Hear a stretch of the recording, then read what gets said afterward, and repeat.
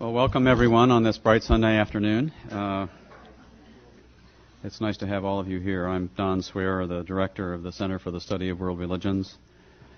And on behalf of Dean Bill Graham, who is unable to be with us this afternoon or this evening, I'd like to welcome all of you to the 2009 Dudleian Lecture, which is co-hosted by the Center for the Study of World Religions. Before we start, let me remind you, if your cell phones are turned on, to be sure and turn them off.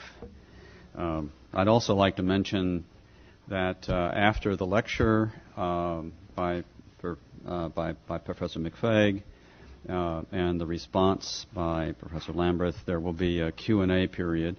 And about 7 o'clock, we'll end the session here, and then you're all invited across the street for a reception. The low building that looks like a motel is the Center for the Study of World Religions, so at any rate.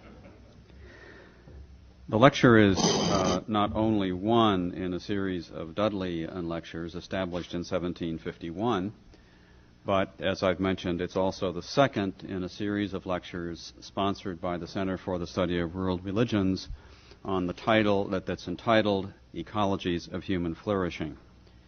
Other sponsors of the series include the Harvard University Center for the Environment, the Weatherhead Center for International Affairs, and the Initiative on Religion in the International Affairs at the Kennedy School.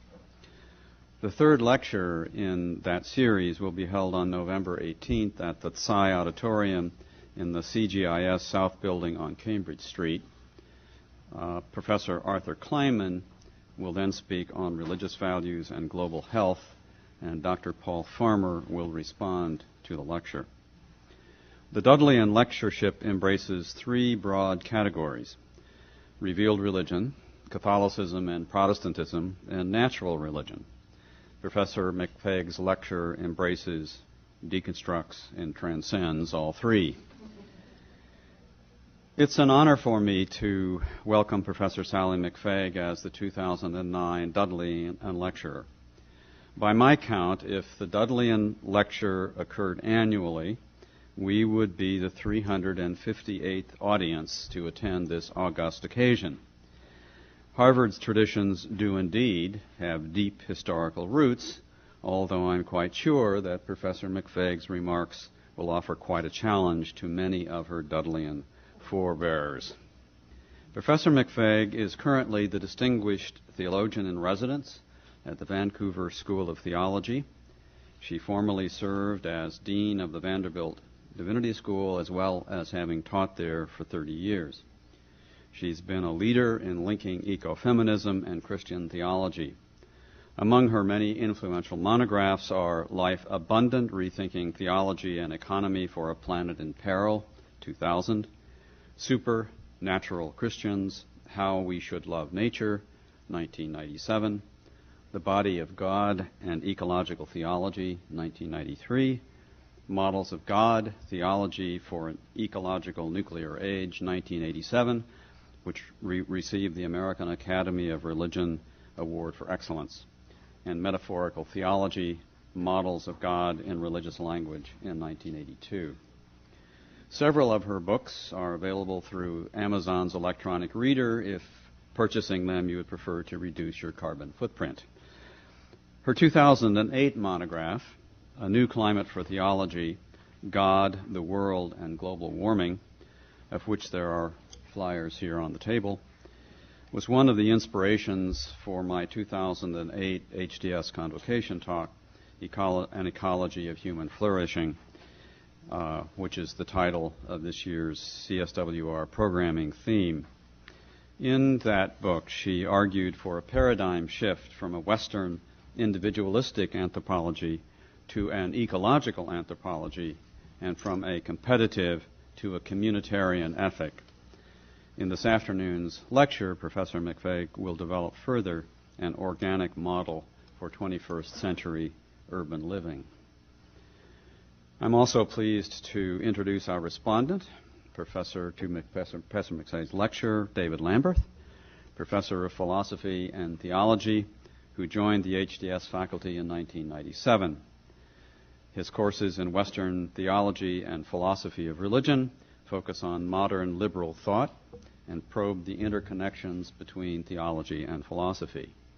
His 1999 monograph, William James and the Metaphysics of Experience, reflects his deep interest in the revival of pragmatism and demonstrates the inherent engagement with religion in James's philosophical system. He's currently working on 2 monographs, Religion, a Pragmatic Approach, which analyzes both historical and contemporary treatments of religion in the pragmatic tradition, and a volume on William James for the Routledge Philosopher Series. In the week following October 24, 350 Day, inspired by the environmentalist Bill McKibben, who will speak here on March 8th in the Ecologies of Human Flourishing series, and in anticipation of the International Climate Change talks in Copenhagen in December, where Massachusetts Senator John Kerry will be the U.S. representative, it's particularly appropriate that Sallie McFague address us on the topic Cities, Climate Change, and Christianity, Religion, and Sustainable Urbanism. Please join me in welcoming Professor McFague.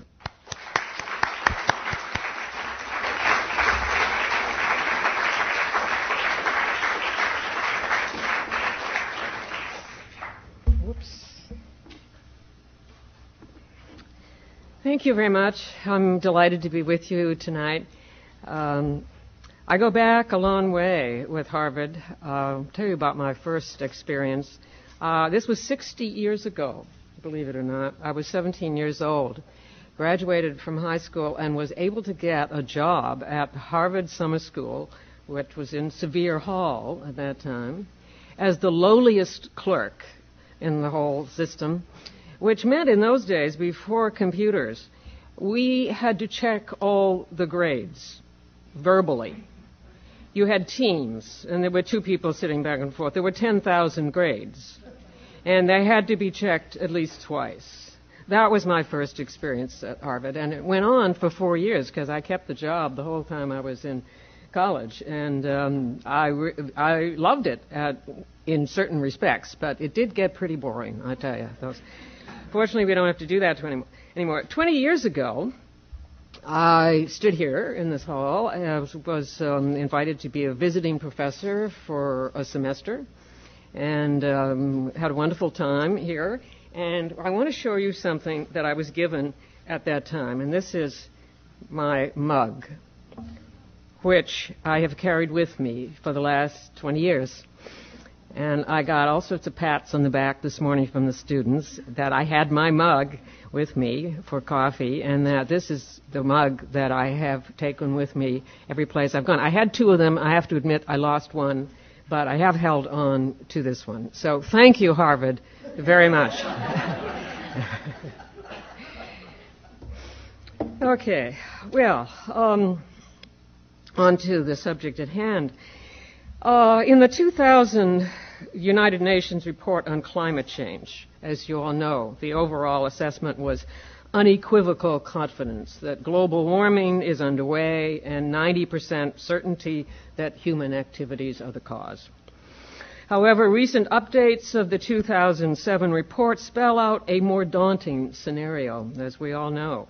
The worst-case projections are being realized, leading to an increasing risk for abrupt and irreversible climatic shifts. In other words, the dreaded tipping point is now a possibility.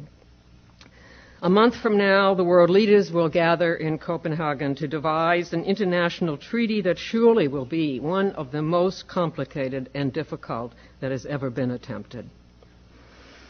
The twin of climate change, the economic meltdown, also faces us. These 2 are the product of the same insatiable desire for more money, more energy.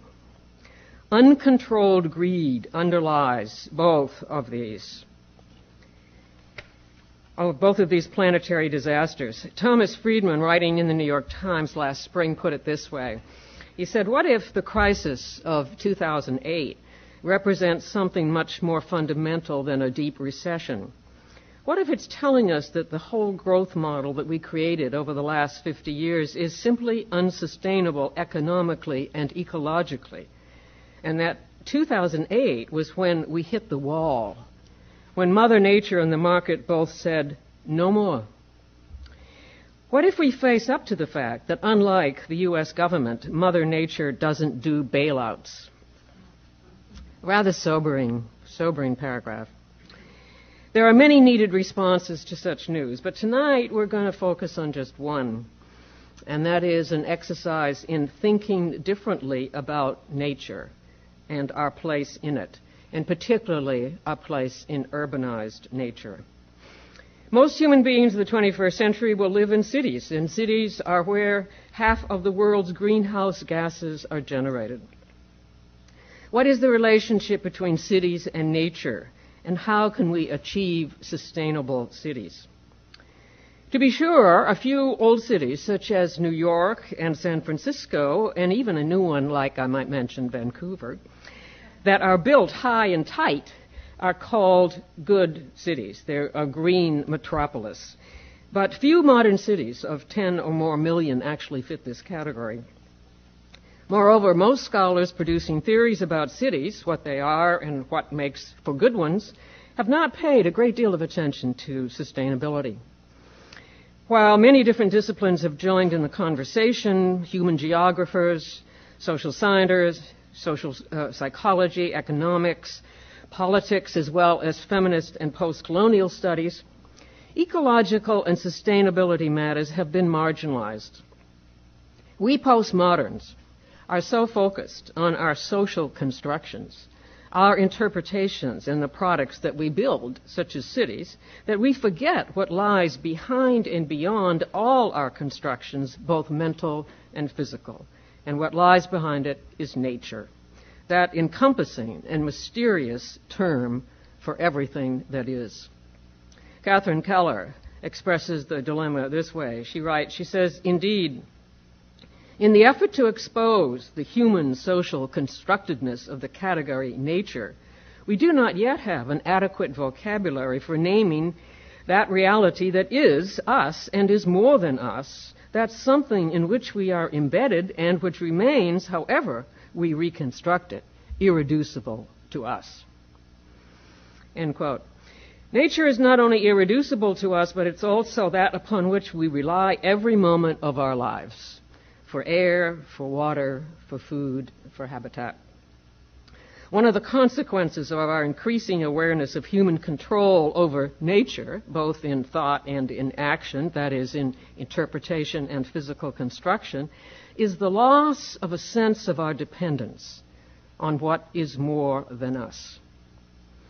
In our acknowledgement that there is no pristine nature, either in thought or reality, we have lost the sense that we are products of, sustained by, and totally dependent on nature, whatever we call it, and whatever it is. This forgetfulness is most evident in city dwellers, because cities are second nature. That is, what we have built from, transformed from, changed from first nature, this more than us, which is never reducible to our constructions. If the issues contained in the threat of climate change and its twin, unsustainable economics, are to be addressed, we must overcome this forgetfulness of first nature. We must, as the city dwellers that most of us now are, recall that nature is not just trees, parks, and flowers in our cities, but rather it is the foundation from which our cities are made. It is the material from which they are composed. Every sidewalk, condo, office building, sewer pipe, electric grid, shopping mall, concert hall, parking lot, car and bus, everything in a city is made from nature. We do not see this nature, which is the lifeblood of our cities, since much of it is hidden in these new transformations, the trillions of energy exchanges that take place for every school, hospital, and jail to be built. Energy is used not only for transportation and electricity when we drive our cars or light our houses and streets. Everything we do that involves a change of any sort involves an exchange of energy. Energy is nothing but first nature. I'll read that again. Everything we do that involves a change of any sort takes place through the exchange of energy. And energy is nothing but first nature. Therefore, we postmodern citizens of cities must acknowledge our situation. We are energy hogs in our use of first nature, even if we don't mean to be or if we're not aware of it most of the time. We must become aware of it. This is a challenge that cities, prime examples of second nature, pose to our time. As geographer and student of cities Edward Soja rightly points out, he says, human interpretation and manipulation do not erase nature. Rather, nature becomes a hybrid, as seen in urbanization. He writes, he says, the urban spatiality of nature, in essence, denaturalizes nature and charges it with social meaning. Raw physical nature may be naively or even divinely given to us to begin with, but once urban society comes into being, a new nature is created that blends into and absorbs what existed before. Then he says, this one sentence that I will be critiquing a little later, he says, one might say that the city replaces nature. The city replaces nature. End quote. Now, Soja's right, I think. He intends to undercut the conventional wisdom that views the natural and social worlds as separate, which he believes, and I agree, promotes dualism between nature and human beings. Rather, he suggests we should focus on the hybrid, that is, lived space, and especially in the city. By privileging space and place, everything changes, he says. We no longer indulge in binary dualisms of nature versus culture, but realize that at least since the beginning of agriculture, and hence of urbanization, nature has never been pristine. As he puts it, we have been without nature for 12,000 years, which means, for all intents and purposes, always without it. There is no untouched nature. There is no wilderness. Even Antarctica is urbanized. That is, it is socially and historically constructed. Highlighting space is a necessary corrective to the Western and Christian emphasis on time and history. This is not a point he makes, but I am making this point. It has, I think, several advantages moving from this focus that Christianity has had on time and history to space and place. First, it focuses our attention on the earth rather than heaven, and it does so by forcing us to attend to humanized spaces, that is, cities, where most of us human beings now live. It spotlights the need for habitat, for humanely built spaces, here and now, rather than eternal places in heaven by and by. Secondly, it helps us to see that natural disasters are never only natural. That is, it forces us to accept some responsibility for the effects of global warming as well as poverty. Third, it raises issues of power and privilege in a ways that a naive focus on first nature fails to do. For instance, who lives in the big house on the hill and who lives in the shack beside the railroad tracks? Fourth, I think, finally, it prohibits the romantic notion that all we need to do is to get back to nature, as if nature were pure, good, and available as our guide for life. So, this turn to space, especially urbanized space, suggests a revolution in Western thought, as well as timely attention to the space, that is, cities, where climate change and economic sustainability will meet their harshest test. This turn to space and place, focusing on the needs of billions of human bodies as well as trillions of other creatures, is a recognition that we are not robots or cyborgs, but bodies that need space. Christianity's traditional concern with time and history and its relative indifference to space and place carries Gnostic overtones. We need to be reminded of the following. To be human is to be placed.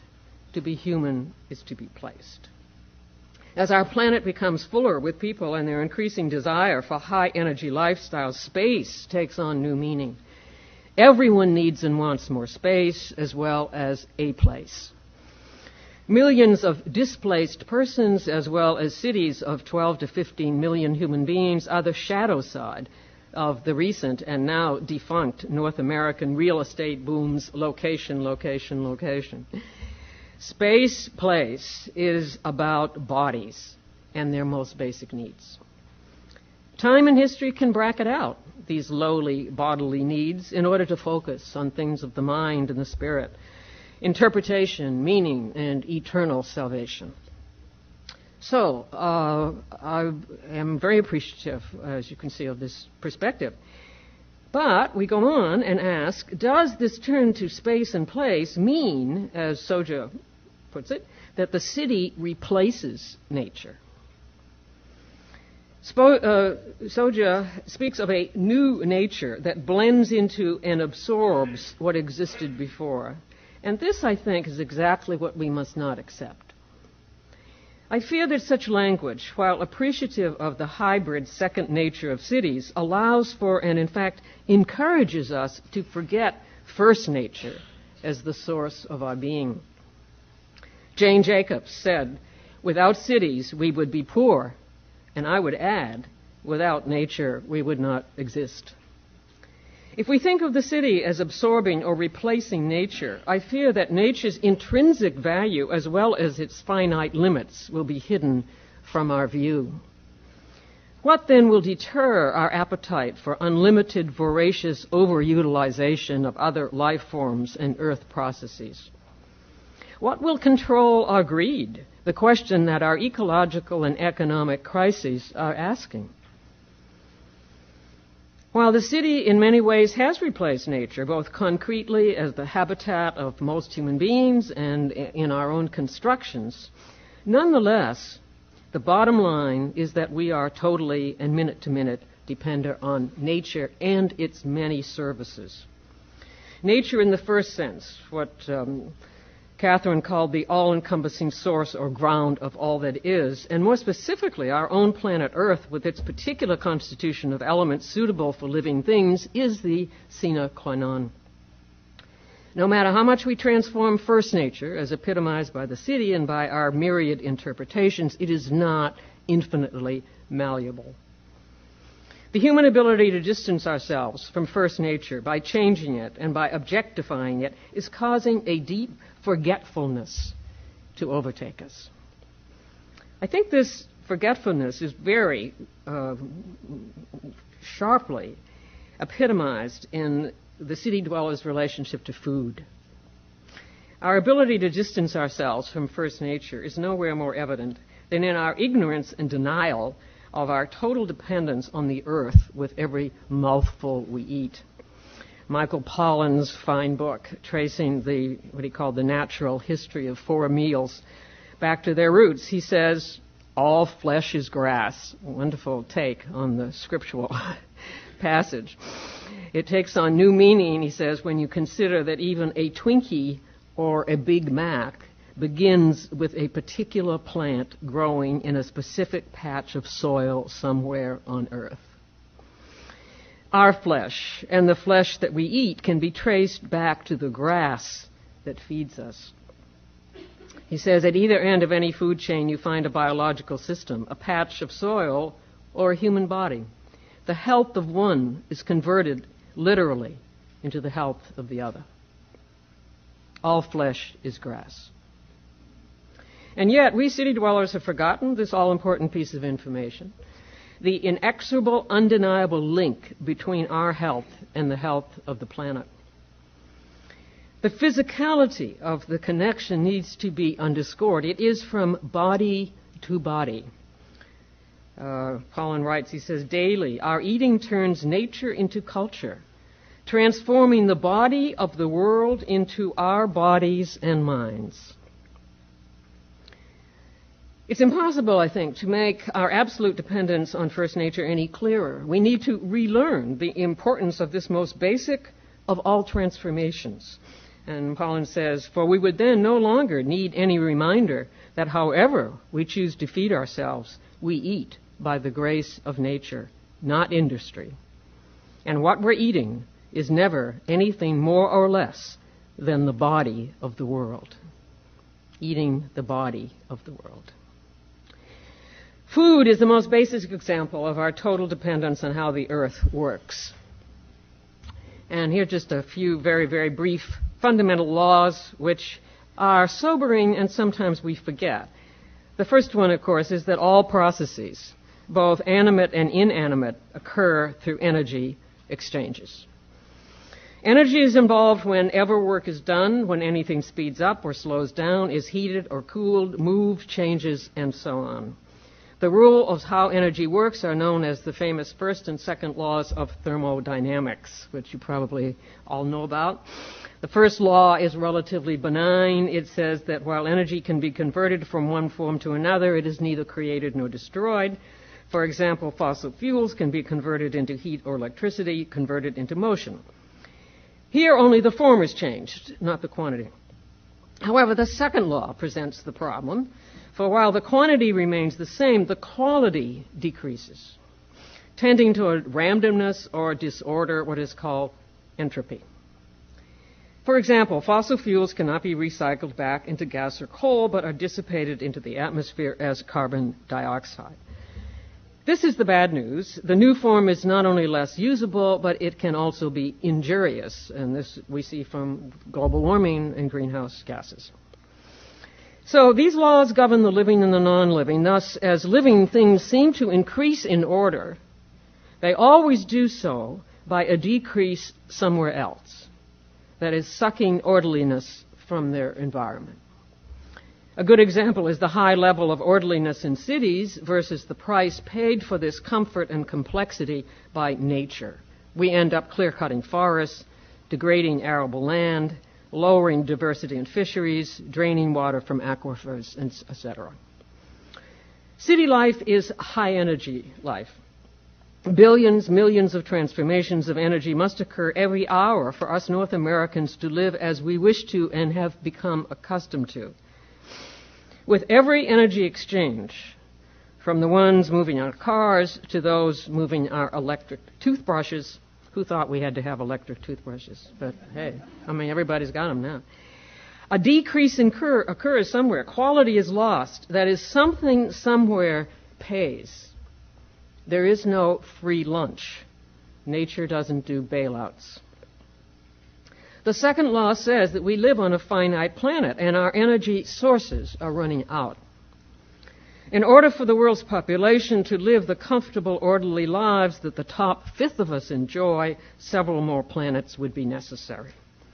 We are spending down the capital, so to speak, or in house rule language, if you keep raiding the fridge this way, there'll be nothing left to eat. But urban dwellers seldom see this. The city is the prime example of both our greatest accomplishment and our greatest danger. Jerusalem, the city of desire and delight, is fast becoming Babylon, the city of excessive luxury in the midst of extreme poverty. The city, which stands as the quintessential human habitation, civilized, diverse, cosmopolitan, is at the same time becoming the greatest threat to human well-being. As one critic puts it, of all recognized ecological systems, it is human urbanism which seems most destructive of its host. End quote. Cities suck energy from near and far in order to allow some city dwellers to live at the highest level of comfort and convenience ever known, while many other millions exist in squalor. Now, I'd underscore this does not mean that we should retreat to either the country or suburbia. For these spaces are even less energy efficient for millions of human habitats. The city is where most of us do live, will live, and where just sustainable living has the best chance.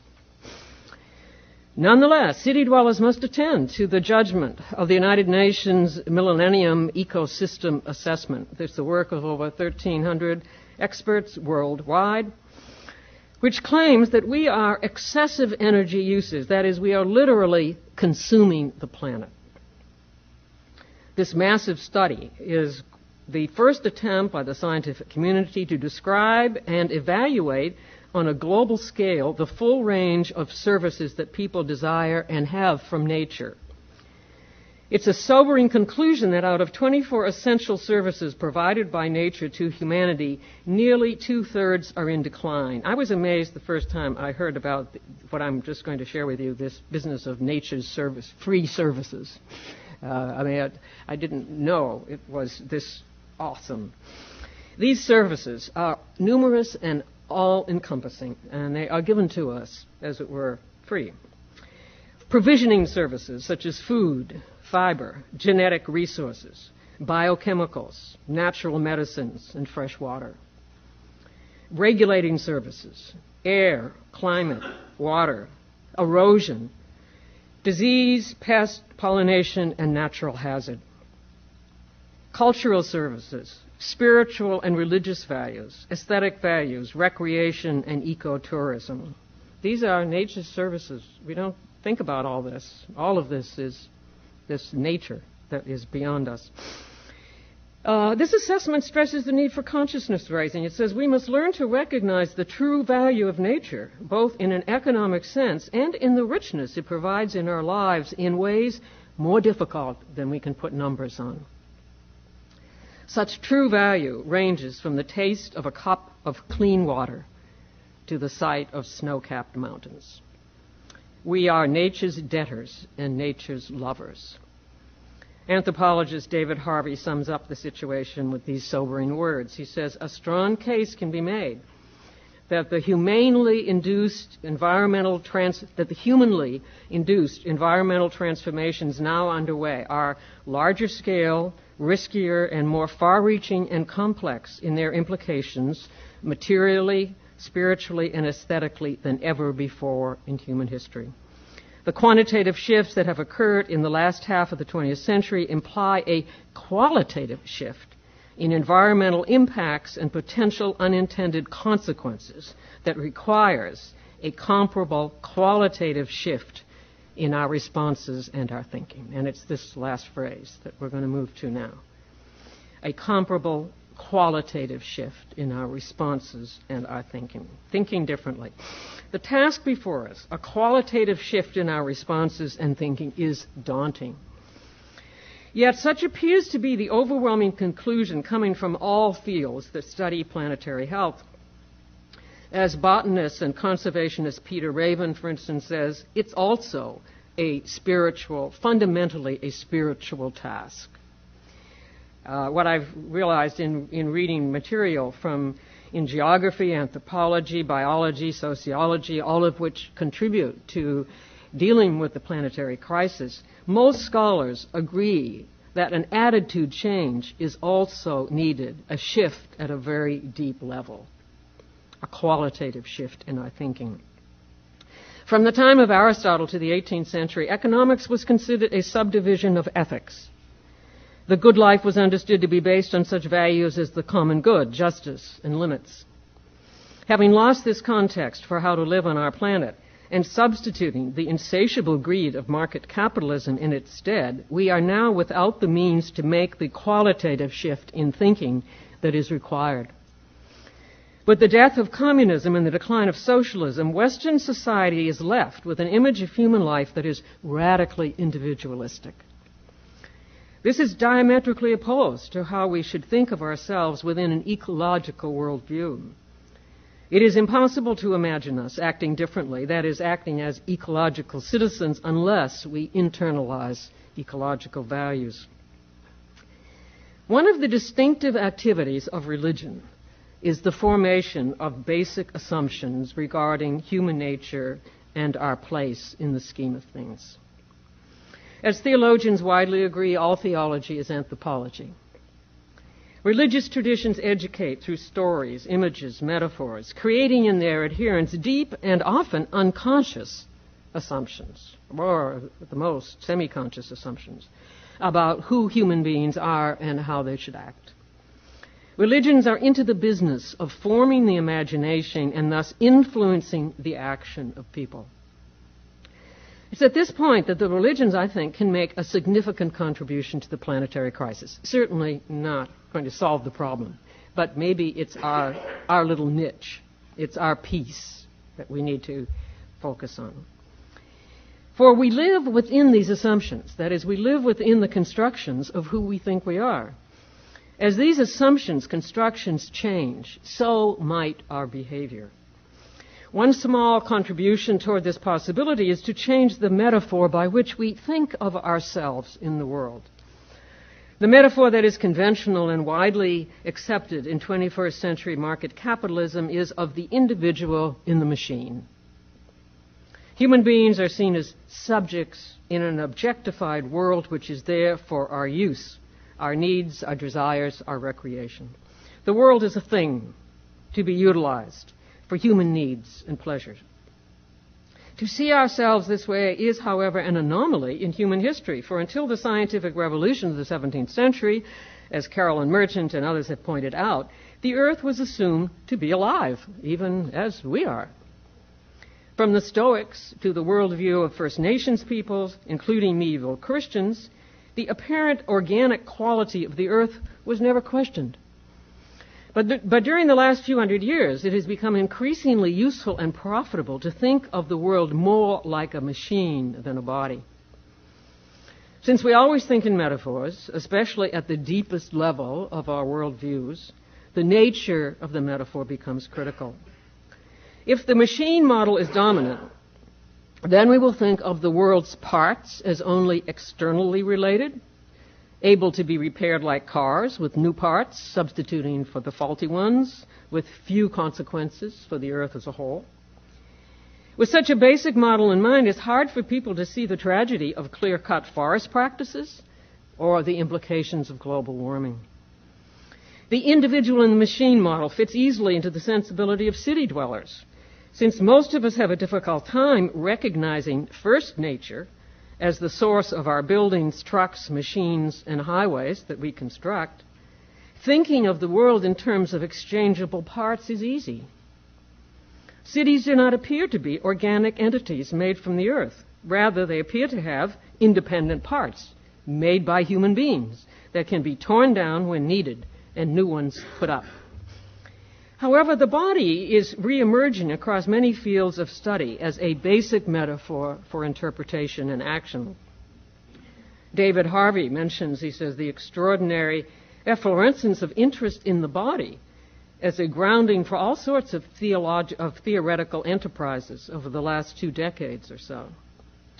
End quote. As we have noted, this interest is hardly novel. From the Socratic notion of the body, or man, as the measure of all things, to the Stoic metaphor of the world as a living organism, and First Nations' understanding of the earth as mother of us all, body language has historically been central to the interpretation of our place in the scheme of things.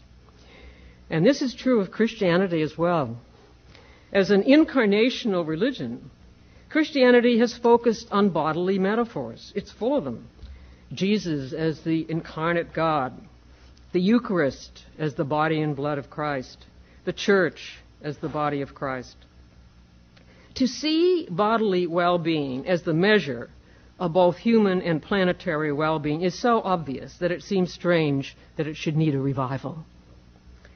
What is gradually surfacing once again is the realization that an appropriate metaphor with which to imagine our relation to the world is not as the individual in the machine, but bodies living within the body of the earth. And this is as true of city dwellers as it is of country folks. That is, city dwellers need to think differently, to think of their place, the city, as made from nature, from countless energy exchanges, all of which add greenhouse gases to the atmosphere. We've seen the results of living within the machine model for several hundred years, and we're, in fact, experiencing it very profoundly and personally, many of us personally and deeply, with the economic meltdown and climate change. The verdict is overwhelmingly negative. Is it time to return to the model of the world and ourselves as body? The body as measure, as the lens through which we view the world and ourselves, changes everything. It means that human beings as bodies, dependent on other bodies and on the body of the earth, are interrelated and interdependent in infinite, mind-boggling, wonderful, and risky ways. It means that materialism, in the sense of what makes for bodily well-being for all humans and for the earth, becomes the measure of the good life. So it combines the socialist or materialist and the ecological vision, the socialist and ecological vision of human and planetary flourishing. It means that the good life cannot be the hoarding by a few individuals of basic resources for their own comfort and enjoyment. Rather, if we desire to take care of ourselves, we must take care of the world, for we are, in this metaphor, internally related and mutually dependent on all parts of the body. The metaphor of the body, not just the human body, but all creaturely bodies, is a radically egalitarian measure of the good life. It claims that all bodies deserve the basics: food, habitat, clean air, and water, which is a revolutionary thought. So, moving on, I want to share some more specific comments now about the organic model, Christianity and the urban crisis. The Christian incarnational understanding of the God-world relationship, that the world is from the beginning loved by God and is a reflection of the divine, means that flesh, bodies, space and place, air, water, food, and habitat, these become, in my estimation, religious matters.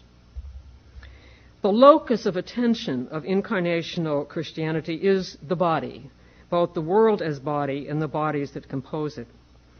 The material focus becomes central. Incarnational theology is militantly anti-Gnostic.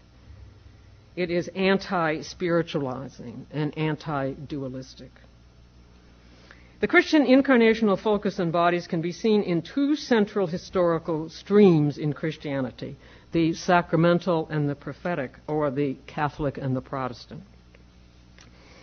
The sacramental dimension says that the world is a reflection of God, tells us of God, and connects the earthly, bodily joys of life, beauty, love, food, music, play, with God. The prophetic dimension insists that since the world is a body, it must be fed and cared for. All parts receive their just supply of resources, and it must be sustained for the indefinite future. While the sacramental dimension of the model encourages us to appreciate and love others, that is, realize their worth, the prophetic dimension focuses our attention on limits. The recognition that bodies, including the body of the world, are finite. All life forms must have food, fresh water, clean air, and a habitat. The prophetic dimension stresses the limits of all bodies, the finitude of the planet, and the need for just and sustainable resources. So, is the organic model relevant to the upcoming urban crisis? I think the prophetic dimension of the model especially is the one that I want to focus on. That is, the awareness of finitude, limits, and the needs of bodies. I think it suggests a dimension that must take center stage. Our survival, our very survival, may well rest on living within such a construction of nature. That is, one in which second nature is constrained. The prophetic dimension of the organic model, which sees all bodies as needing the basics, suggests an ethic of self-limitation for 21st century well-off urban dwellers, so that the projected slum dwellers may have some space and place, as well as other life forms have habitation. An ethic of self-limitation could also address the issue of climate change due to excessive urban energy use. I'm going to switch gears here for a minute. Last year, I taught a course on spiritual autobiography. And I've taught this course many times. In fact, it was the first course that I taught 40 years ago. I'm still teaching it in different forms. It's about folks like Teresa of Avila and John Woolman, Dietrich Bonhoeffer, Simone Weil, Mohandas Gandhi, Martin Luther King Jr., Nelson Mandela, Dorothy Day. People who live lives of extraordinary love for others, especially the weak and the vulnerable. I always find new insights teaching the course, and last year was no exception. I was struck by a characteristic shared by many of them, the rather shocking practice of self-emptying, of what the Christian tradition calls kenosis. The text from Philippians sums it up. Let the same mind be in you that was in Christ Jesus, who, though he was in the form of God, did not regard equality with God as something to be exploited, but emptied himself, taking the form of a slave, being born in human likeness. And being found in human form, he humbled himself and became obedient to the point of death, even death on a cross. That's Philippians 2, 5-8. What an inversion this is of triumphal imperialistic views of Christianity.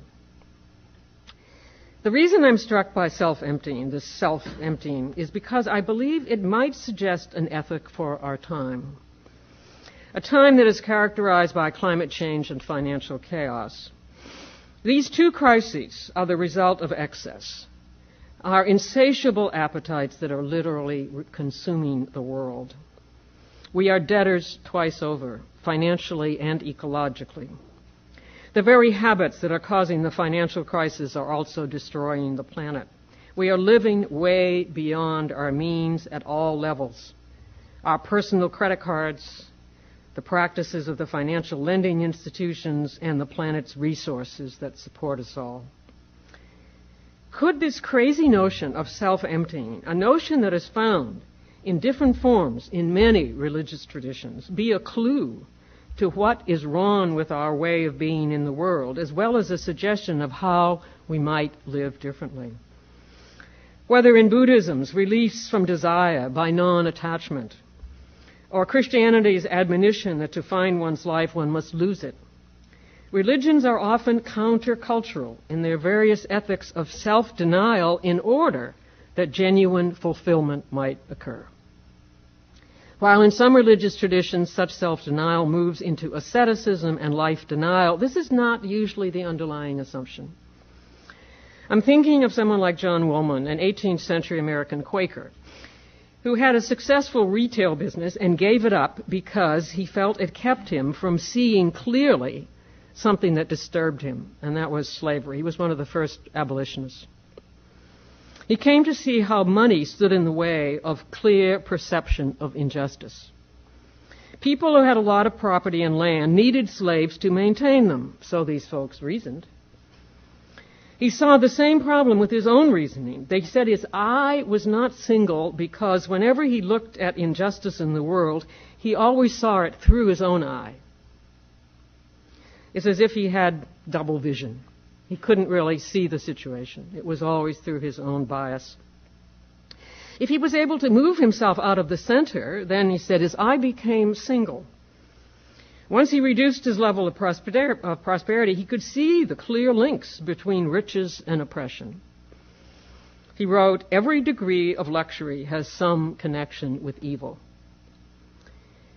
Reduction of his lifestyle gave him an insight into the difference between needs and wants, something that our insatiable consumer culture is almost finds impossible to recognize.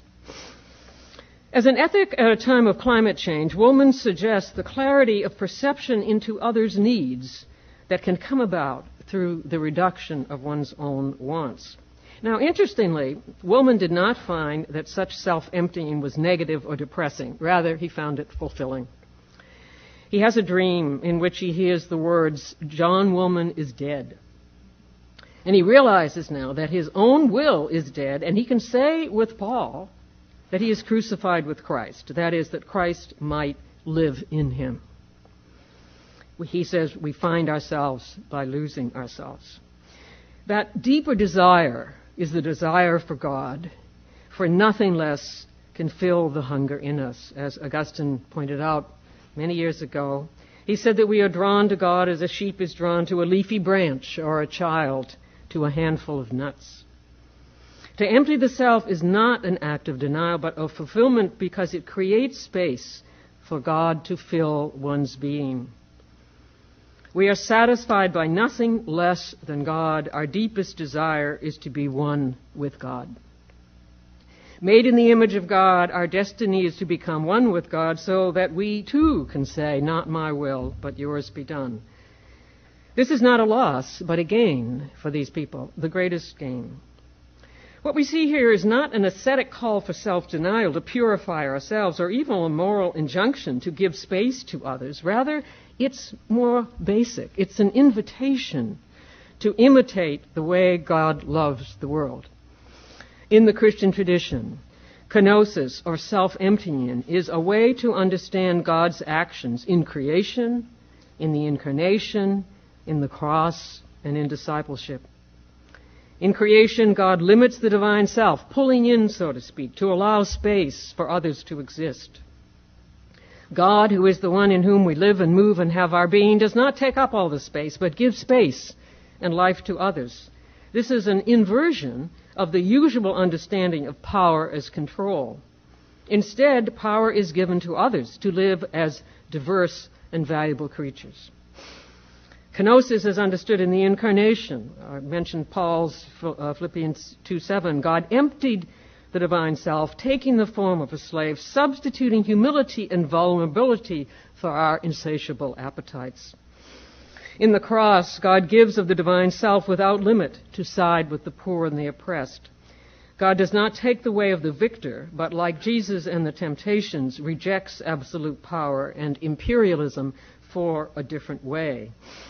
And therefore, Christian discipleship becomes a form of cruciform life, imitating the self-giving of Christ for others. Another example of kenotic living is the case of the French philosopher and unbaptized Catholic Simone Weil. She lived a radical and brief life of solidarity with her poorest and often starving fellow citizens during the Second World War. She practiced what she called decreation, a form of self-emptying in which she sees herself diminish as God grows within her. Decreation, or the death of the will, is giving up control over one's life so that God can subvert the self's exorbitant and constantly growing desires. The point is not mortification, but a discipline of emptying herself so that God could be all in all. She said, to eat when one wants and what one wants when others is starving is a symbol of control over finitude. It's a symbol of exceptionalism, which she refused to embrace. Food is a symbol of the basic physical limits, and unless we can limit our own voracious appetites, we will not be able to attend to the hunger in others, she said, their abject suffering, whether it's physical or emotional. Our tendency, she said, is to love others because of our needs, not theirs, our hunger, not their hunger. Our fat, relentless egos want more, more, more. The insatiability of the consumer culture, which has resulted in climate change and more recently in financial disaster. Simone Weil says that human beings are naturally cannibalistic. Not a very attractive comment on us. We eat instead of looking. We devour instead of paying attention. We consume other people and the planet in our search for self-fulfillment. Augustine claimed something similar with his understanding of sin. Sin is voracious, lustful desire to have it all for oneself. From the 21st century ecological perspective, sin is refusing to share, refusing to live in such a way that other people and other life forms can also live. For us in our time, sin is refusing to live justly and sustainably with all others on our planet. It's refusing to share the banquet of life. As with woman, the problem, as Simone Weil understands it, is the inability to really see others, to pay attention to their needs rather than simply our wants. The United Nations Earth Charter, a document which lays out the principles for a just, sustainable planet, agrees. Its first principle reads, recognize that all beings are interdependent and every form of life has value regardless of its worth to human beings. An astounding statement. An ethic of self-emptying begins with the recognition that something beside oneself really exists and needs the basics of existence. Paying attention to others, looking, not eating, is a somber, I think, thoughtful ethic in a time of climate change and economic meltdown. Put simply, climate change is the result of too many human beings using too much energy and taking up too much space on the planet. Environmentalism is not simply about maintaining green spaces in cities or national parks. Rather, it is, as I have been trying to suggest, it's the more basic issue of energy use on a finite planet. Thus, space and energy, the basic physical needs of all creatures, a place to live, and the energy to sustain life day by day, this is the issue. In other words, the crisis facing us is one of geography, one of space and place and habitation. It's not basically about time and history and human meaning. Rather, it is physical, earthly, worldly, and fleshly, the basics of existence. Now, this is a strange crisis to face. It doesn't have the immediacy of a war or a plague or a tsunami. I mean, if only it did, we might be able to wake up.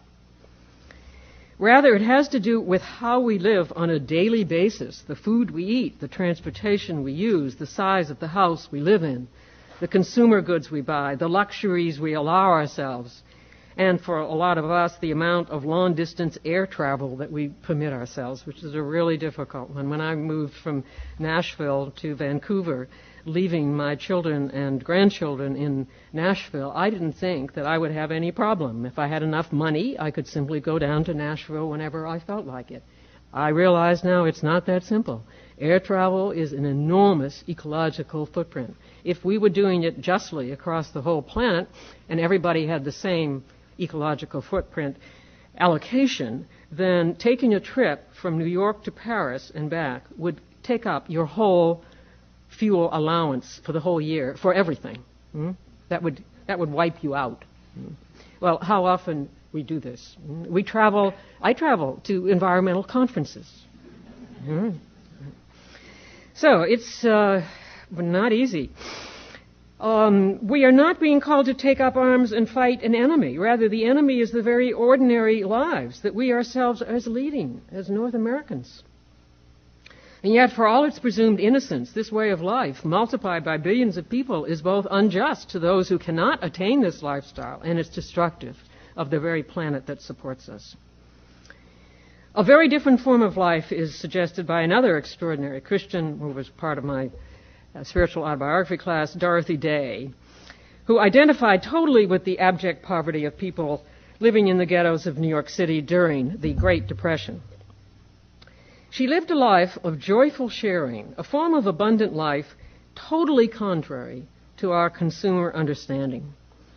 If Woolman and Simone Weil belong to the prophetic strain in Christianity, the strain that underscores the way to God through self-emptying, Day belongs, I think, to the sacramental path that, while acknowledging the importance of self-emptying, revels in the fulfillment that follows.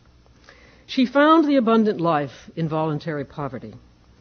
She did indeed find her life by losing it, but it was a rich, full, joyful life. In her wonderful autobiography, The Lone Loneliness, if you haven't read it, she writes at the end of the very last, she says, "We were just sitting there talking when lines of people began to form, saying, 'We need bread.'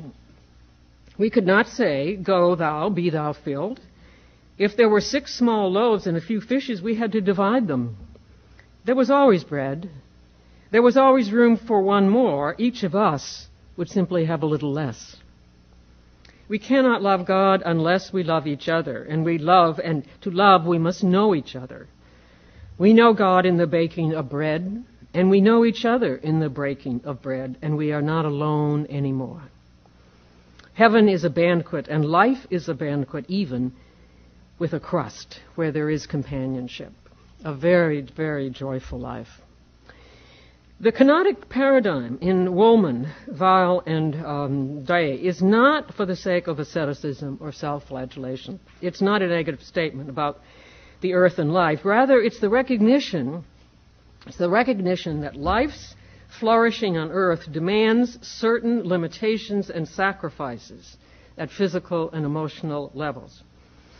What characterizes our time is 2 things. First, an awareness of our radical interdependence on all other life forms, and second, an increasing appreciation of the planet's finitude and vulnerability.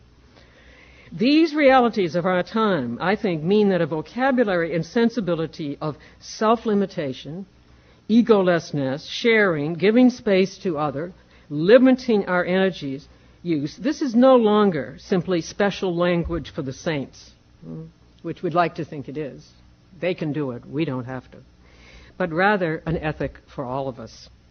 It might be that the religions are the greatest realists in their intuitive appreciation for self-emptying and self-limitation as a way not only to personal fulfillment, but also to sane planetary practice. Could it be that the religions might take the lead in exploring and illustrating how an ethic of self-limitation might function in light of the 21st century's crisis of climate change? The banquet of which Dorothy Day speaks, the banquet of heaven and the banquet of earth, is an inclusive feast. As she writes of it, there is always room for one more, but each of us will have a little less. So what does this have to do with cities? To be winding up here. Recent UN projections on the growth of cities claim that slum living is now among the fastest legacies of so-called civilization. Given present trends, 1 out of 3 city dwellers will be doomed to the slums. The conditions in many cities, those pushing 15 million, are already dire. The needs of the doubling of city populations by mid-century from the present 2 billion to 4 billion are simply mind-boggling. Housing, public health, transportation, energy, food and water, education, medical services are simply the basics for minimal human existence. For us well-off city dwellers, the kenotic prophetic sensibility means, I think, some concrete, empirical, on-the-ground changes. It means that second nature, the built environment, must be minimalized rather than maximalized. It means small condos, not monster mansions. It means living spaces that go up, not out. It means small hybrid cars, not Hummers. Food that is grown locally, not halfway down the world. It means being able to say no, to say enough. Second nature is built upon first nature, and first nature is increasingly a vulnerable, deteriorating body unable to support the Western high-energy lifestyle. This realization should impact us at all levels: what we eat, our means of transportation, what we wear, the places we live, the parks where we play, the offices where we work, and the way that we vote, needless to say. One of the greatest challenges of the 21st century is decent livable conditions for the billions that live in cities. We well-off city dwellers need to take up less space, use less energy, lower our desires, and attend to needs rather than wants. The prophetic kenotic sensibility demands that prosperous urban dwellers retreat from expansion and accept simplification at all levels of existence. We need to imagine living within a bounded economy, that is, living with restraint on our finite planet. The prophetic kenotic sensibility is not just for individuals, it is a characteristic of our planet. In a recent issue of the journal Nature, scientists named 9 key planetary boundaries that must be respected in order to avoid catastrophic environmental disaster. 3 of these boundaries, climate change, biological diversity, and nitrogen and phosphorus inputs into the biosphere and oceans, have already been breached through human activity. The planet has limits. It demands that we live within limits. So in conclusion, second nature needs to acknowledge the base on which it is built and will continue to depend, that is, first nature. Totalizing theories that eliminate first nature forget that we are bodies before all else. We cannot interpret or build unless we can eat. It's that basic. We cannot interpret or build unless we can eat. While we are also, and at the same time, interpreters and builders of our world, we are not its maker or its master. There is something outside of all of our interpretations and our constructions. The air we must breathe, the water we must drink, the food we must eat. An understanding of second nature that underestimates the inescapable importance of first nature is not only unhelpful in our planetary crisis, it is also false. It does not help us to live as best we can, making decisions that are relatively better even if Eden, that is, pristine first nature, is no longer available. An organic model of the world reminds us of the sacredness, beauty, and importance of first nature at both the local and planetary level. It reminds us also that our planet is a limited physical entity able to support millions of species as well as human beings, but only on a just and sustainable basis. The kenotic God who opened up space for creation, who became empty in the Incarnation, is far removed from the image of an absolute unmoved ruler who controls others by demanding total obedience.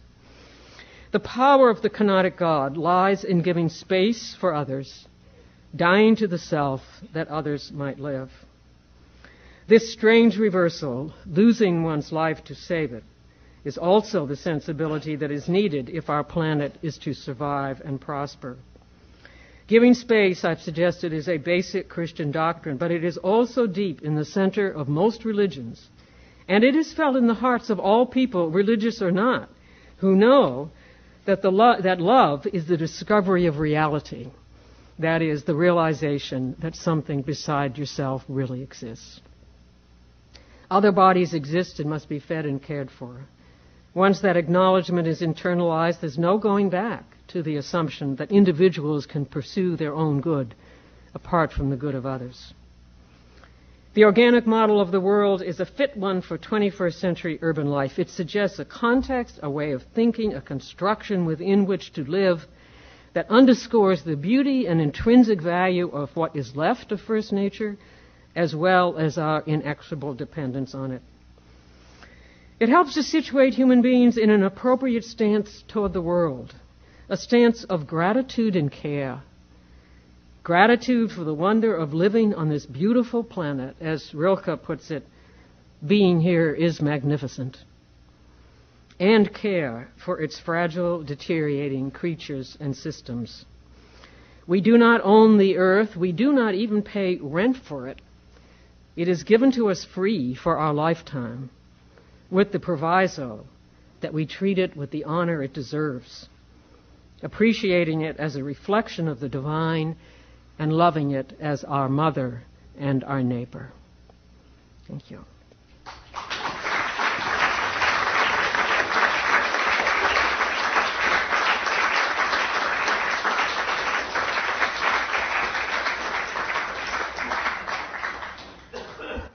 Thank you very much, Sallie. We will now have a response by Professor David Lamberth, and then we'll open up for Q&A.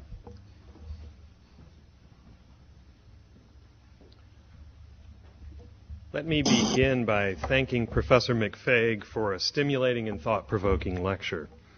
This lecture not only marks a new direction in the exceptionally long history of Dudleian lectures at Harvard, it also contributes importantly to our broader thinking in the ongoing series on ecologies of human flourishing, specifically focused as we are this year on spiritual moral principles in relation to a world in crisis.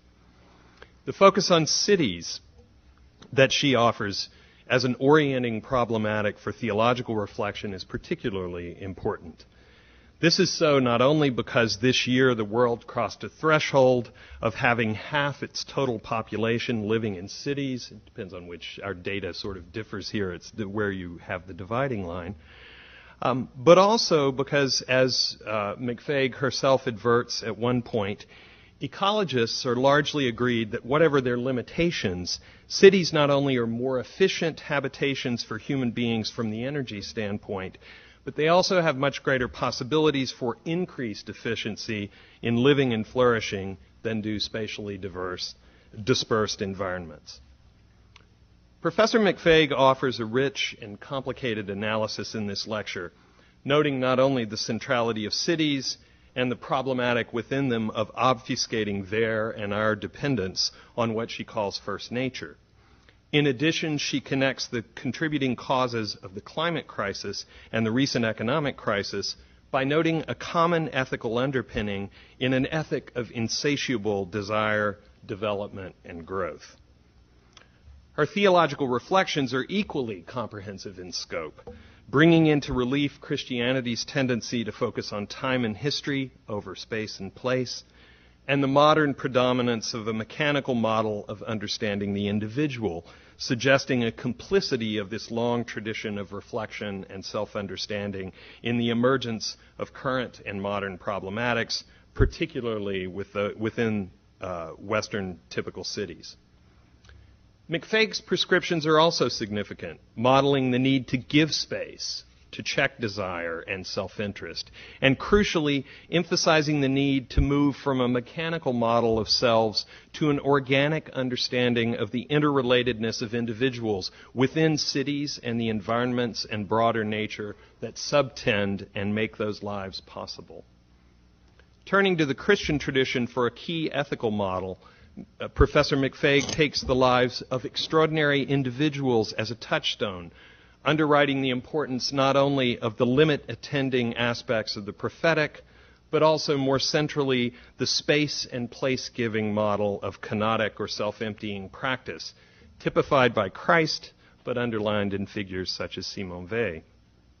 An incarnational sense focused on the embodied and organic nature of us and the world, but ethically oriented to the other, is, McFague suggests, an ethic which might be able to help us navigate the current crisis. I find all of this extremely productive and appealing, and I appreciate very much the deep reflection presented here. I nonetheless, as a respondent, have the job of having a couple of concerns, and hence I do. And notably in this case, they're focused on whether, given the scope of the current crisis, the analysis and ethic as presented can practically be sufficient to orient us towards the sort of changes that are required in the very near future as we try to reverse our travel beyond the sustainable carbon threshold toward the dreaded tipping point of no return. I heard Bill McKibben last week talking about the level of parts per million we've reached now, which is in the 390s. Where 350 is the sustainable level. With a view to our discussions coming after this, I will simply pose rather than fully organize several of my questions and concerns and then listen to the conversation. First, I'm unsure that we do well to identify closely the recent economic crisis with the far more serious and enduring issue of climate change. While both no doubt have to do with the desire for more, and certainly in the developed West, the fundamental problem of climate change is driven less by unbridled greed and more fundamentally by the fact that we have structured society's developments to date around carbon-based energy sources. The many advances that modernity, for example, has brought, such as medical developments and improvements in the basic quality of life, extensions of life expectancy, are not themselves features of greed, much less morally problematic except in terms of their wildly inequitable distribution. Were we to have aligned technology with a fundamentally renewable energy source at some point within the last 250 years, the climate problem just would not be what it is. We certainly need to consume less, but even the basic needs of 6.7 billion people can only be sustained for the long term by turning away from carbon-oriented technology, not merely limiting our desires severely. Severe limitation is not enough.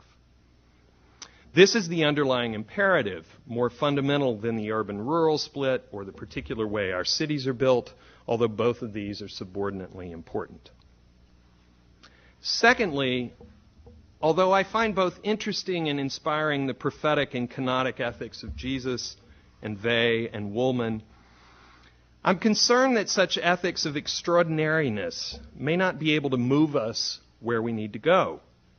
Max Weber, in his analysis of charisma and the figure of the prophet, notes the extraordinary quality of individuals who occupy these roles. And I dare say the same is true of these inspiring biographies which McFague cites. But is widespread, much less comprehensive imitation of these actually possible? History teaches us that it may well not be. I suspect that what is needed is a different ethic of the ordinary, one not too far out of reach of the relatively normal person. They's approach to eating, for example, cannot and should not be generalized. Adequate nourishment is key to anyone who does physical labor, such as those who grow our food and make our cities and our lives work, not to mention the malnourished. The exceptional and even elite model here strikes me as impractical, however inspiring it is. And this may well be a problem in general with imitation models as an approach when oriented, as they so often are, towards charismatic and exceptional individuals. McFague is certainly right that we need a serious reorientation towards one another, towards our shared and communal interest, and among we humans and the earth. And for other reasons, we need it to be more egalitarian and more democratic. I'm inclined to think that, however interesting kenosis is, a more fundamental Christian contribution to ethics, which has comparative analogs in Buddhism and Islam and other religious traditions, is the fundamental religious orientation so frequently found to the community, and the idea that the individual's true interest is only found when it's located in the context of our collective interest. Now, this is signified in Christianity initially through the outpouring of the Spirit onto the community in Acts, though so frequently these days the Pentecost is not read in that fashion. In the hands of modern thinkers like Josiah Royce and Martin Luther King, this is advanced through talk of building the beloved community in the here and now, rather than the later and deferred. My point is not that this ethical theme is more concrete than kenosis, or even more radical, for it's not. Rather, it is more fundamentally oriented towards the collective shift which Professor McFague argues so strongly that we need, and, more importantly, something to which individuals could see their own everyday actions contributing to. As much as we like to think that change comes through radical realignments of thought, history and psychology more often than not indicate that incremental changes at the level of as many ordinary individuals' practice as possible is instead crucial. With a problem so large and immediate as that of current global climate, and the challenge of making livable and equitable cities within that, we can only pray that such religious revaluations in as many places as possible can combine with other social and political efforts to push us towards an ethical tipping point in terms of our own habits and our ordinary practices that follow on them. Life itself on the planet does not depend on this. I recall quite well Stephen Jay Gould giving the Ingersoll Lecture on Immortality from this podium, pointing out that the height of biodiversity from the standpoint of evolution was 10,000 years ago at the time of the flourishing of the creatures that are found in the Burgess Shale near Vancouver. Life on the planet does not depend on this. Life will go on in a carbon cycle that does not support us. Human life, as we know it does. There's a great deal more to talk about, but my time, at least, is past, and I will hold the rest of my questions and look forward to our conversation. Thank you so much.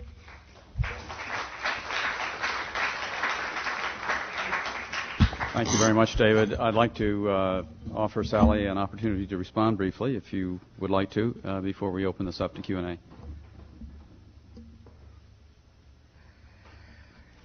Thank you very much, David. I agree so completely with everything you say. I'm not really sure I have a substantial critique to make.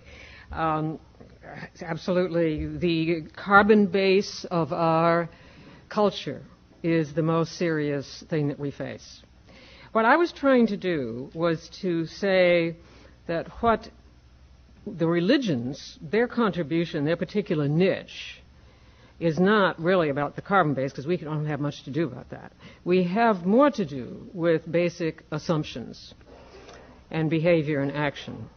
So I was zeroing in on that point.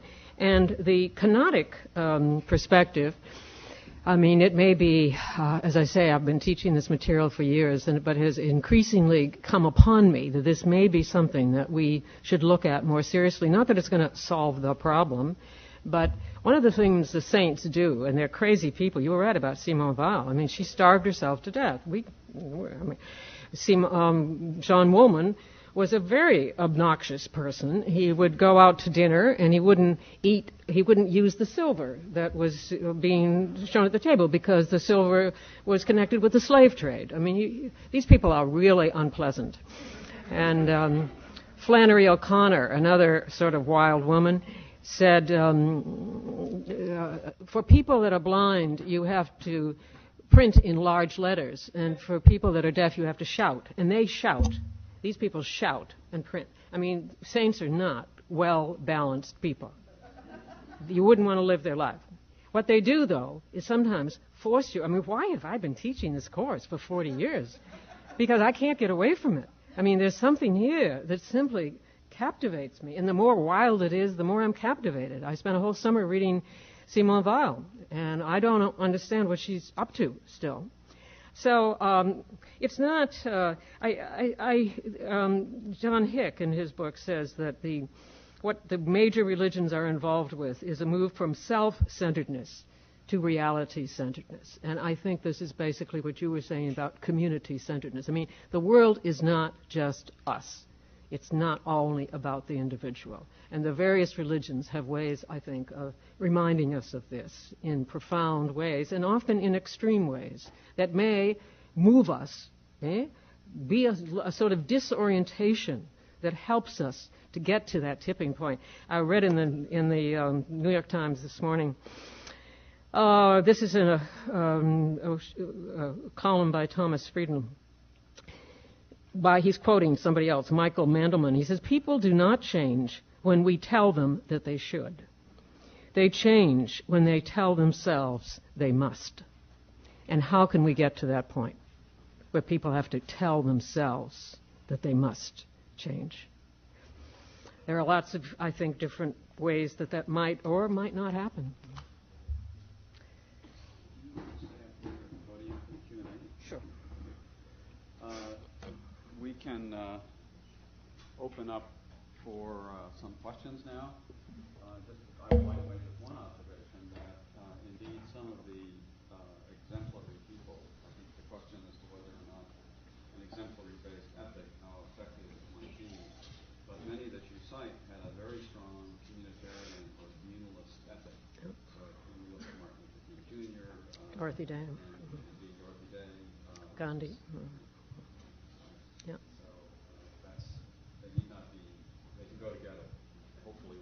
Mm-hmm. Yep.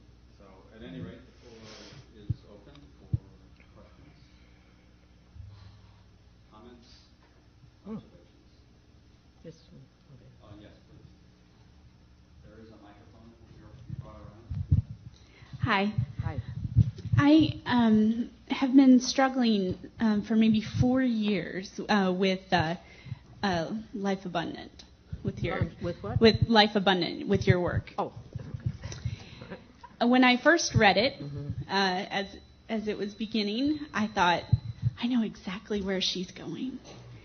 And I felt like you walked me right up to the edge of something really big, which was that these saints, that Woolman and Dorothy Day, were living abundantly, and that perhaps it looked to others like sacrificial living. But it wasn't sacrifice in terms of what maybe in the world today we think of as sacrifice.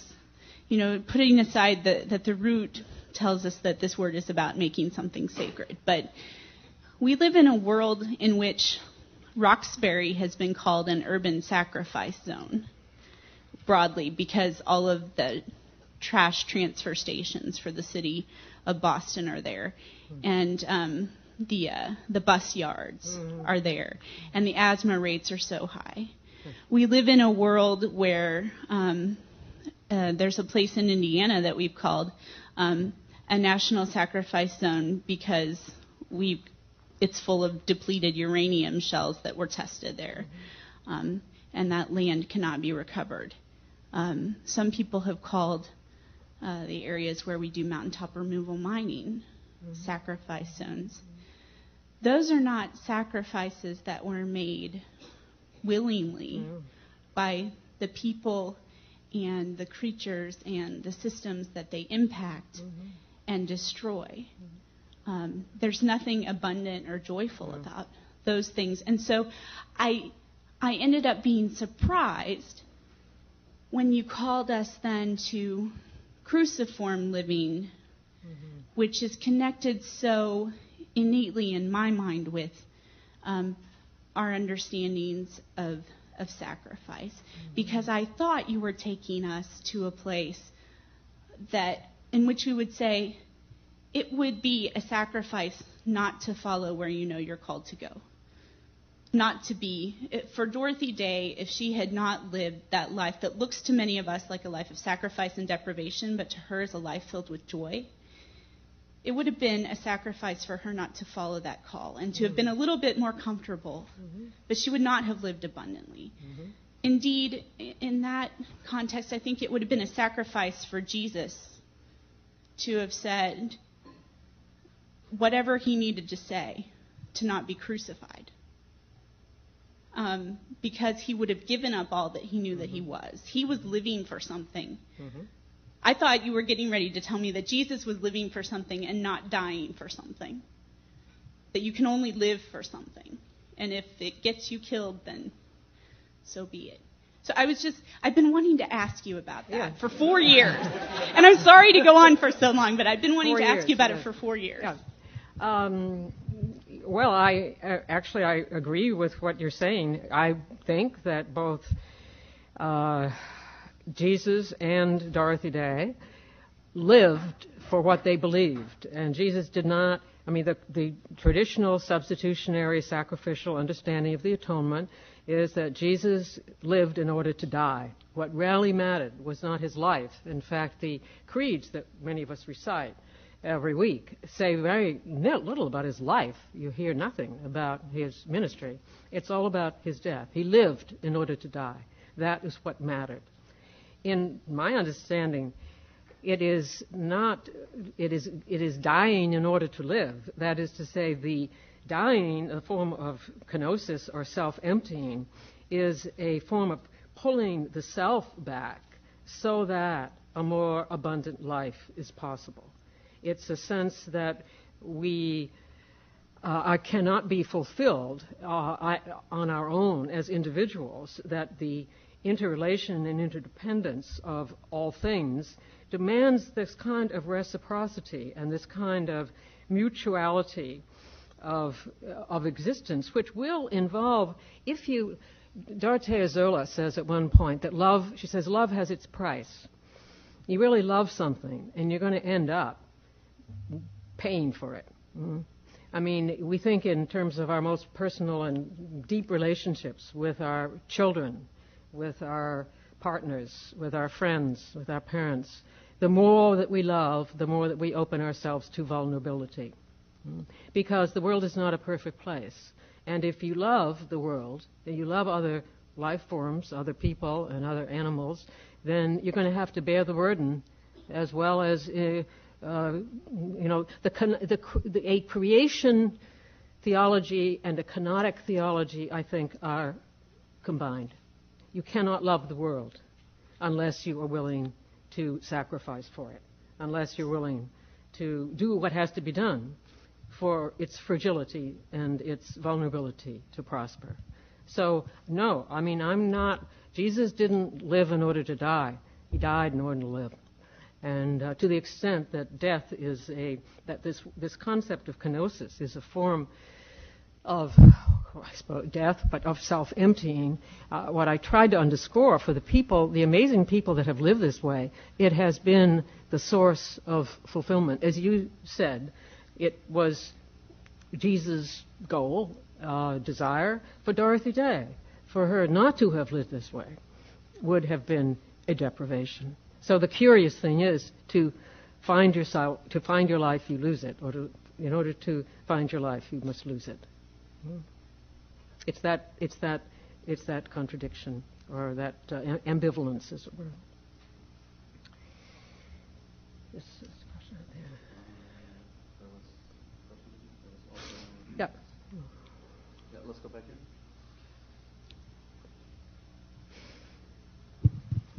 Hi.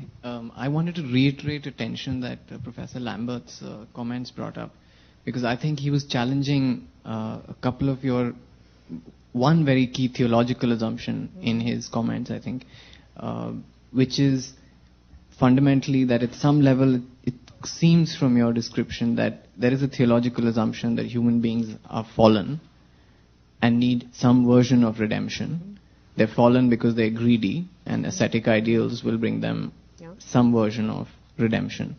Now, Professor Lamberth's comments are pointing in a very different direction, I think, that in a way the problem is not that human beings in the 20th century became more greedy.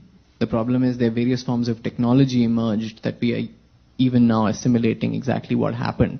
So we don't even know exactly what it would mean to self-empty, in a way. That's part of the struggle.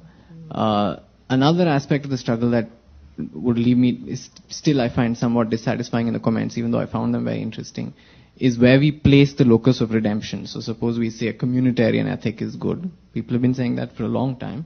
The question is where we place the bounds of community. So it's slightly unfair, I think, or uncharitable to say that the American crisis happened because people were greedy.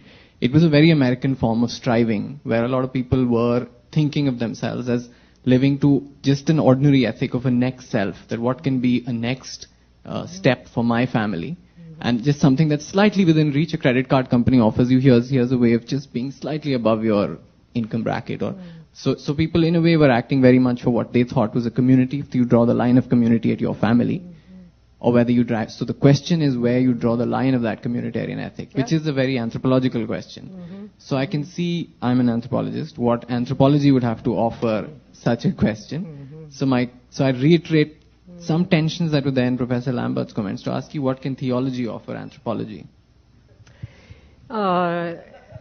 Well, on the last part of your question of what one considers one's community, one of the interesting things about these people that I was looking at, these so-called saints, is that they often start off with a rather narrow, as most of us do, understanding of community, of their own biological family, of the people that are closest to them, and then maybe the village or a place where they live, their city. I'm from Vancouver, and we're having the Olympics in 2 months, and you can't believe the excitement about the Olympics. I mean, we are so proud as Vancouverites. I'm not, but so most of them are so proud that it's coming to us. Vancouver is the center of the world right now for the next 2 months for Vancouverites. But what happens with a lot of these so-called saintly people is that the line keeps moving about what is community. It keeps getting stretched further and further. It's like Kant's comment that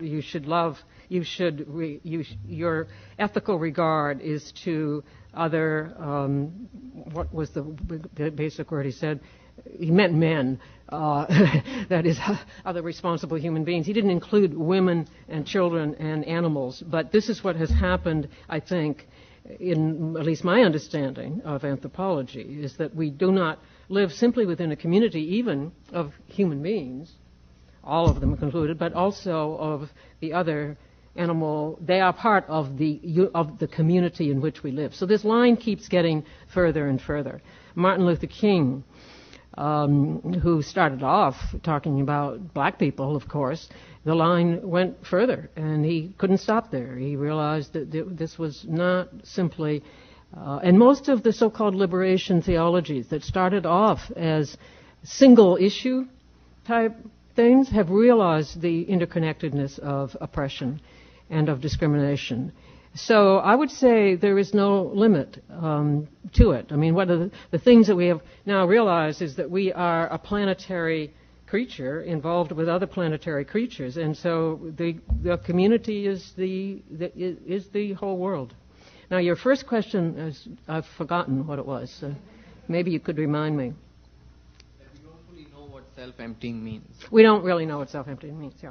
Not And that we're just living an ordinary life like everybody else is living. And what's wrong with it, you know? I mean, if you already have a Ford, then why not go up to a, Mercedes? That's just one step further up the ladder. And this is what our culture has formed. I think it's partly what I was talking about earlier, living within our assumptions. We live so completely within the assumptions of our culture that it's very difficult often to get outside and to imagine that a different world is possible. One of the NGO's famous phrases is, "A different world is possible." The social construction of reality is one of the most freeing concepts that there is, when you finally realize that it doesn't have to be the way it is. I realized that growing up as a girl in the years of the Depression and the Second World War, when the status of women was very, very different than it is now, and the possibilities of what I could do. The boys were able to do everything. I wanted to join the Navy, and I couldn't join the Navy. I was willing to wait till I was 18. I was only 10 then. But I realized that wasn't my problem. I had a deeper problem. But it turned out the boys could do everything. They were the chefs, but women cooked. They were the designers of clothing, but the women are the ones that sewed in the garment factories. They were the head of the libraries, but the women put the books on the shelf. That was, one began to realize this. We have had a change, a paradigm shift in North America about the status of women.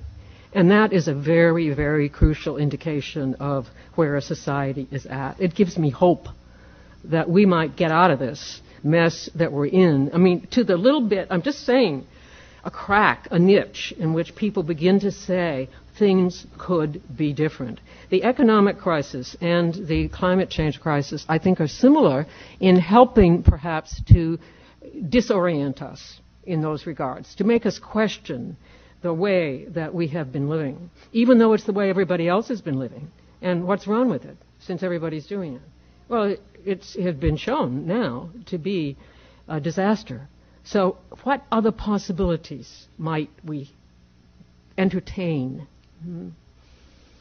That's, yeah. Let's take one more question, and then we may our time may be up. Okay.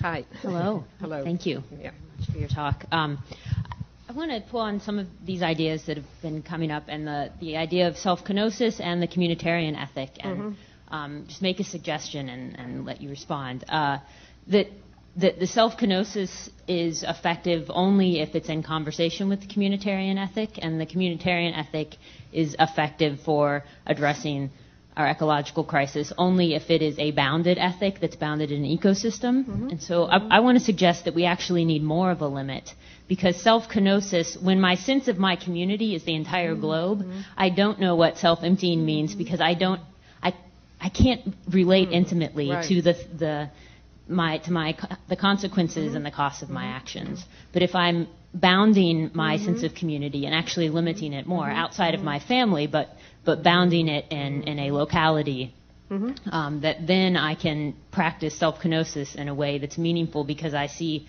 that self-kenosis serves the community. And so how can I see as integral to any of these ethics that we actually do something about fuel, because what fuel has done, carbon-based fuels, has given us this sense of being able to reach to the globe and let the globe become our community, but yet we aren't ethical beings who can practice self-kenosis in that large of a community. No, I agree with everything you say. It's the old think globally, act locally. I mean, that is, if one can see a different, if one can see a different view, a different worldview, a worldview in which the individual is not the center. Life, liberty, and the pursuit of happiness should not mean for Americans simply that the individual has the right to do whatever they want. Some people interpret it that way in a very libertarian, selfish, narrow way.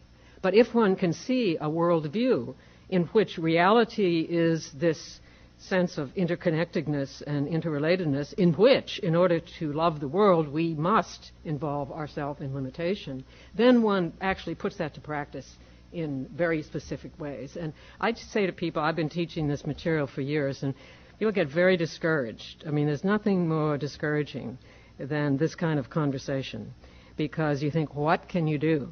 I mean, it looks so bad, the situation. Copenhagen does not look like it's going to work, folks. I mean, according to the paper this morning, it's not going in the right direction. Canada is a disaster. Canada used to be a good country, you know. I mean, sort of, you know, good. I mean, you didn't know much about Canada, but you knew people were nice. Canadians are nice. Well, they're not nice. What they're doing now, the tar sands, have you heard about the tar sands?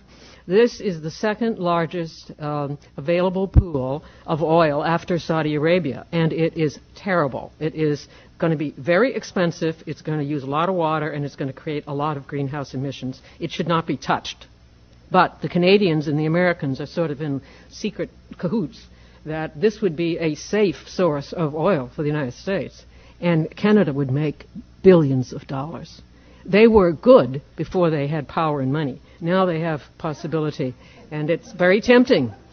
Very tempting. It's harder to be good when you've got money and power. So, I mean, this is, is this going to be successful? Are we going to win out? Somebody this morning asked me this. Frankly, probably not. You know, I mean, if you're being really honest, the situation really looks grim. But does that mean we should give up? I don't think so. I mean, you have to face yourself in the mirror every day. And what are the alternatives? I mean, the alternative is that you eat, drink, and be merry, and try to be in denial, which is more and more difficult, I think. So we carry on with what hope we have. And I ended the book on climate change with a reflection on Gerard Manley Hopkins' The World is Charged with the Grandeur of God, and the sextet there, which says, the last lights off the black west went go low at the brown brink, eastward springs the Holy Ghost with bent wings, with warm breast and with bright wings. So. Sally, we're glad you didn't join the Navy.